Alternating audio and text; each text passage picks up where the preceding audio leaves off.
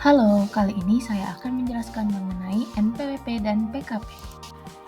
Perkenalkan, nama saya Agni Salima Zahra dengan NIM 07011282429154 dari kelas L5 Indralaya dengan dosen pengampu Bapak Arrahman Syafedri SIP MSI. Yang pertama adalah mengenai pengertian NPWP. Jadi NPWP itu sendiri merupakan nomor identitas yang diberikan kepada wajib pajak atau WP untuk keperluan administrasi perpajakan.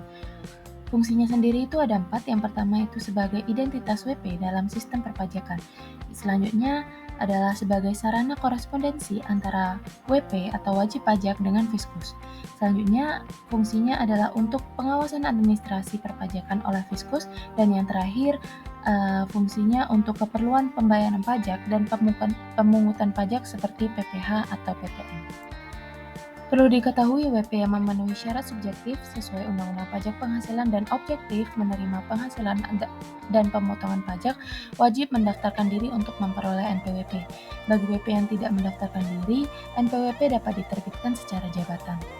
Cara memperoleh NPWP itu sendiri dibagi menjadi 2 jenis. Yang pertama itu cara memperoleh NPWP sebagai WP perseorangan, dan yang kedua itu sebagai WP badan.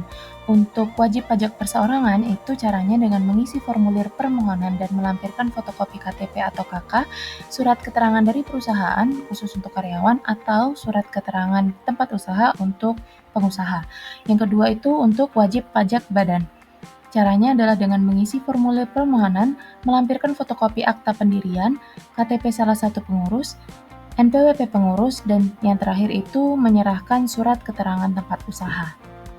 Di bagian ini saya akan menjelaskan mengenai bagaimana cara pendaftaran NPWP dan PKP secara elektronik.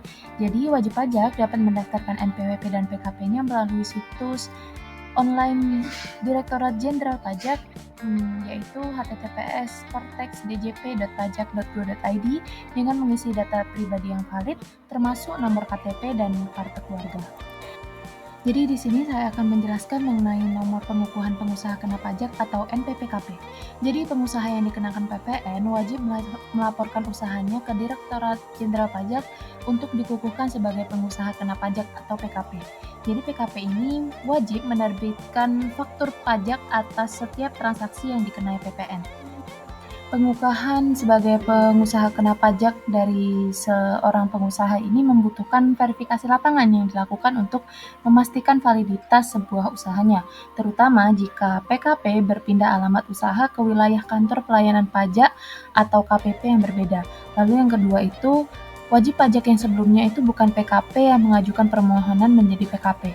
Lalu untuk apa sih fungsi pengukuhan PKP itu? Fungsi pengukuhan PKP mencakup untuk mengetahui identitas PKP, lalu yang kedua itu untuk memastikan kepatuhan terhadap PPN dan pajak penjualan barang mewah atau PPNBM, dan yang terakhir itu fungsinya adalah untuk mengawasi administrasi perpajakan. Saya akan menjelaskan mengenai pemberian NPWP dan NPPKP secara jabatan. Jadi apabila wajib pajak tidak mendaftarkan diri, NPWP dan NPPKP ini dapat diterbitkan secara jabatan berdasarkan data dari Direktorat Jenderal Pajak. Dalam hal ini, wajib pajak tetap harus memenuhi kewajiban perpajakannya sejak saat memenuhi syarat subjektif dan objektif paling lama 5 tahun sebelum NPWP atau NPPKP diterbitkan. Selanjutnya adalah penghapusan NPWP dan pencabutan PKP. Jadi penghapusan dan pencabutan ini memiliki 8 kriteria. Yang pertama itu karena meninggal dunia tanpa meninggalkan warisan. Lalu meninggalkan Indonesia secara permanen. Ketiga itu penghasilan di bawah PTKP. Lalu selanjutnya adalah wanita menikah tanpa perjanjian pemisahan harta. Lalu warisannya sudah dibagi. Selanjutnya itu wajib pajak cabang tidak lagi beroperasi.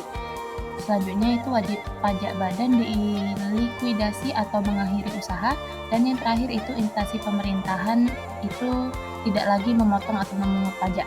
Jadi penghapusan NPWP ini hanya dilakukan jika seluruh pajak telah lunas atau hak penagihan telah kadaluarsa.